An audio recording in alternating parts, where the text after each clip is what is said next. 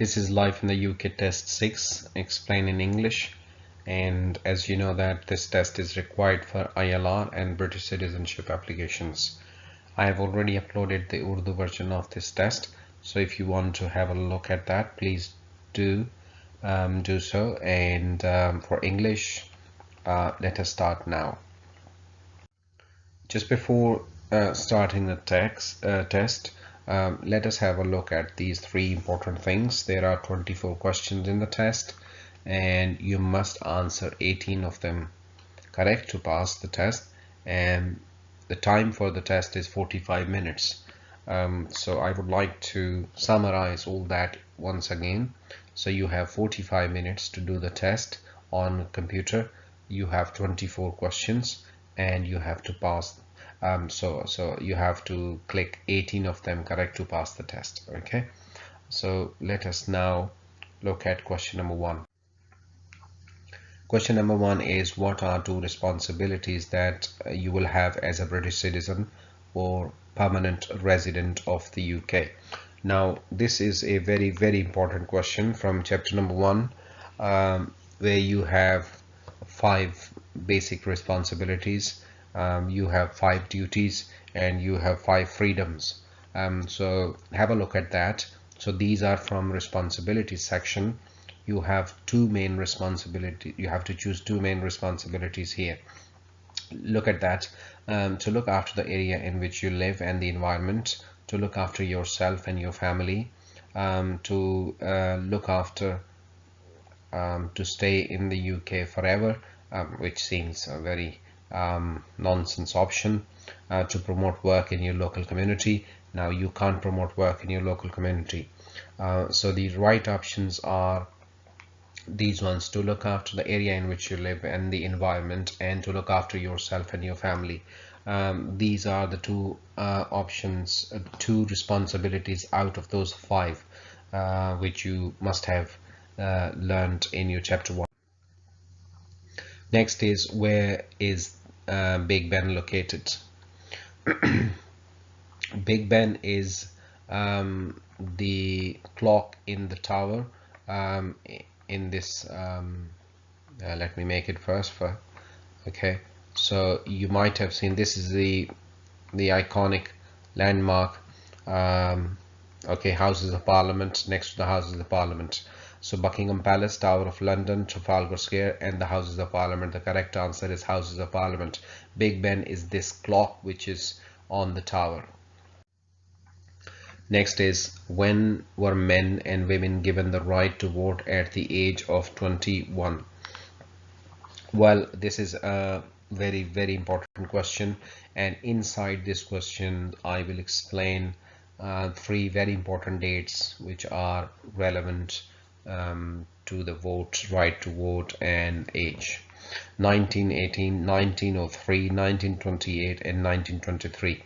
So the correct answer is 1928. But as I told you, you must remember these 3 dates: 1918, 1928, and 1969. These are very important dates as far as the right to vote is concerned. In 1918, women were first given the right to vote at the age of 30, and at that time men were already allowed to vote, but people who had land, okay, means feudals. In 1928, after suffragettes and after Emmeline Pankhurst's efforts, the Parliament gave the right to vote to women at the age of 21, and it was the same age for men as well at that time. So 1918, 30 for women, no age limit for men. 1928, both of them were 21, and 1969 the age limit was reduced to 18, which is the current one. Okay, so these are 3 very important dates. Next question is, where is the UK geographically located? Okay, now if this is the world, so let us divide it in north, south, east, and west. Okay, so UK is somewhere here. Okay, so this would be north and west, between northwest, so northwest of Europe. Okay, that's how you determine something. Now if a country is here, it would be southeast. If a country is here, it would be northeast, not east north. Okay, so the right answer is northwest of Europe. The next question is, who is the patron saint of Scotland? That is very important question, and I tell you this question will definitely come. Most of the time it does come, so be careful about that. So patron saint of Scotland is Saint Andrew, but these are, see that this involves 4 countries. Saint David is the patron saint of Wales. Saint Patrick is the patron saint of Northern Ireland, and Saint George is oh, it's let me Saint George is the patron saint of England. Okay, so you must remember them, because sometimes the question is about Wales, sometimes the question is about Northern Ireland, or sometimes the question is about Scotland. But I don't know, for some reason most of the time the question is about Wales. Anyhow, you know all of them now. The next question is, which 2 houses fought in the War of Roses? So this was a very you could say trying time in the history of the UK. So this war was fought for 30 years. The House of Chester, the House of York, the House of Lancaster, or the House of Newcastle. There are these 2 options which are correct: the House of York and the House of Lancaster. Now because we are dealing with this question, so let me tell you something very important about these 2 houses. Okay, the symbol for the House of York was white rose. The symbol for the House of Lancaster was a red rose. Okay, so sometimes the question is, how do you remember that? Lancaster ends in R and their symbol was red rose. Okay, so if this is red rose, the other one is definitely white rose. Next, the Bill of Rights of 1689 confirmed the right to vote for all adult men. So I told you in the previous question that there are 3 dates: 1918, 1928 and 1969. This date has nothing to do with any right to vote type of thing, so it is absolutely false. Okay, the next question is, what is the cenotaph? Cenotaph is a flower, or a Christian church, or a war memorial, or a theater. Now this is a war memorial. Now it is a tall building like that. Okay, I can't make it properly with this. Okay, and it has got a boundary here, and there are a couple of steps here. So this is in central London. It is a war memorial, and it has got a stuff like that, a wreath like that of flowers. Okay, so every year on special days when the World War ended, the Queen and the heads of different states come and they lay flowers here, okay, wreaths, in the memory of those people who died in war. So that is a war memorial. Okay, next question is, who was the first female Prime Minister of the United Kingdom? Mary Stuart, Theresa May, Margaret Thatcher and Florence Nightingale. Now this lady and this lady, they are not prime ministers. Florence Nightingale was obviously the nurse, the lady with the lamp. Okay, and Mary Stuart was a sports person. So these are the 2 people who were the prime ministers. So Theresa May is recent, so Margaret Thatcher is the right answer. Who chairs the debates in the House of Commons?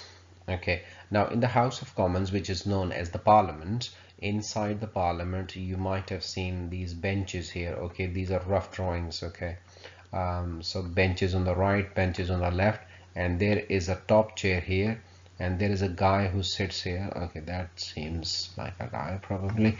Okay, and there is a table here.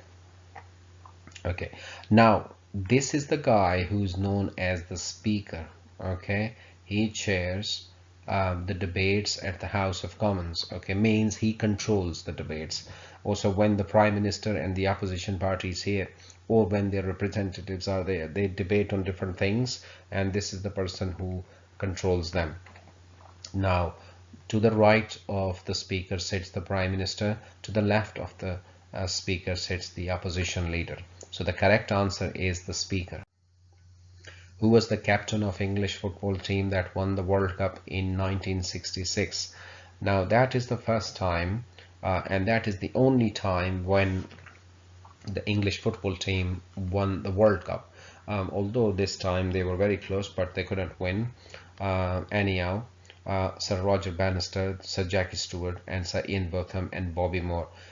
Look at the question style. Okay, you have all the sirs in the first three options. I mean, Sir seems to be a very important person because they might have done something extraordinary, but the answer is Bobby Moore. I don't know why they didn't give him the title or why he wasn't knighted, but anyhow, he was the captain of the football team that won the World Cup in 1966. Next question is very important question, extremely important question. When did the English defeat the Spanish Armada? Okay, so the correct answer is 1588, but let me explain things to you now. Spanish Armada was the biggest army on the sea. Okay, it was known as the biggest ever army seen on the sea, and it was also said and known that this army was impossible to defeat. Okay, so at that time England was not a huge country, but under the leadership of Elizabeth I, the English defeated the Spanish Armada. Okay, so it was an impossible task. So that is one of the greatest achievements of Queen Elizabeth I. So that's why she's remembered, and that was the time when English became patriot, and they were proud of their country, their nation, and the achievement that they had. So that was 1528. Now here is another date, 1066, although it has nothing to do with the Spanish Armada thing, but remember one thing, 1066 and 1588, these are two very important dates in the history of this country. 1066 is the time when Normans came and invaded Britain and started ruling over the country. It was the time when William the Conqueror came in 1066. Okay, so this is the last successful invasion of Britain. Nobody after that could come, invade and rule over the country. So that's why it is very important date, and also this is the time when real development started. So you must remember that date and this one. Anyone can make a complaint about the police by writing to the chief constable of the police force involved. The question says that, let's say if you have a complaint against anybody, if you are not happy with any police officer's attitude or behavior or the way they treated you, you can write a complaint letter to the chief constable of the police. Now the question is whether this is a true statement or a false statement. Now that is a true statement. Next question is, what is the minimum age required to serve on a jury? I hope you understand what a jury is, but if not, then read chapter number 4. There is a complete, a comprehensive detail about the jury. Now, jury means people who help the judge in deciding a case. So these are people who sit at a proceeding and presided by the judge, and they people listen to different arguments against and for, and then they have their own opinion whether this person is guilty or not guilty. Okay, so what is the minimum age? The minimum age for this is 18. Now remember one thing, there are 3 types of dates which are very important in the whole of the book. Okay, 16, 18 and 17 and 18. If you don't know any age, and if it is a question about an age, if you have no idea, then I would ask you to select 18, because most of the things are done at 18. When you are 16, you can drive a moped. 17 is the age limit when you can drive, okay, and 18 is the time when you can do many other things. The next question is how a jury is selected. So in question 14 we talked about jury, and that they should be anybody who serves on a jury or sits on a jury should be 18. Now how the jury is selected? from the NHS registration system, randomly from the electoral register, alphabetically from the telephone directory, or from a postcode. So the question, the correct answer is randomly from the electoral register. People who are on the electoral register to vote, they can be picked by the officials to serve on the jury. Okay, you will get a letter and you have to answer that letter even if you don't want to sit on the jury. Next question is, what is a bank holiday? It is a public holiday when banks are open all day. Obviously, this is a nonsense question option. Why? If it is a holiday, then how could it remain open the whole day? So that's not the option. A public holiday for people working in banks? No. An additional day off that every worker in the UK is entitled to? No. A public holiday when banks and many other businesses are closed. So that is the right option, number 4. Next question is, what will you be given to vote before a general election takes place? A poll tax relief, a number of queue at the polling station, a poll card, or a specific time for you to vote. So the correct option is poll card. You might have noticed that just before the elections you have a poll card posted to your house. Okay, now I would also like to tell you about the poll card. Sometimes the question is that what are the 2 pieces of information found on the poll card, and you have a list of 4. So I tell you there are 3 very important pieces of information on the poll card. Number 1, your name. Number 2, your address. And number 3, the address of the polling station. Okay, next question is, which of the following statements is correct? Solicitors' charges are usually based on how much time they spend on a case, or solicitors' charges are usually based on the nature of a case and its importance. So it has nothing to do with the nature of the case or importance. It has to do with the time they spend. So that is the correct option. Next question. By law, which 2 types of media have to give a balanced coverage of all political parties in equal time to rival viewpoints before an election? You might have noticed that before an election on the TV, there are debates. Okay, so it is not possible that only one person can come and just beat about the bush, okay, or says whatever he or she likes. In this way, it wouldn't be justice. So that's why, according to the law, television and radio, because these are 2 media, you could say, types of media which are under the government control, so they must give equal opportunity to all parties, not just the government. Okay, internet and newspaper is not relevant. Whatever you can do with them, you can, but on television and radio, equal amount of time would be given to everybody. Next, which of the following territories is a crown dependency but is not part of the UK? Northern Ireland, Wales, Channel Islands, and Scotland. Okay, so the correct answer is Channel Islands. Okay, now UK is a country of 4 countries. It's a combination of 4 countries: Northern Ireland, Wales, England, and Scotland. In the book, in second chapter, you have basically 4 countries that are in the UK. Then you have 2 crown dependencies, and then you have 2 overseas territories. So altogether you have to remember the names of 4 things. Okay, 4 countries that are in the UK, 2 crown dependencies, 2 overseas territories. So Channel Islands is one of the crown dependencies. They are not the part of the UK. What did Sir Frank Whittle invent in 1930s? This guy invented jet engine. Okay. Question number 22. Who wrote the Daffodils? Daffodils is a poem, and this is written by William Wordsworth. Very, very popular poem, and you just remember William Wordsworth, no other option. Next, who was given the title of Lord Protector? Charles I, Charles II, Winston Churchill, or Oliver Cromwell? It was the time when England had no king or no queen, because Charles I fled away to Netherlands first, and then I think France.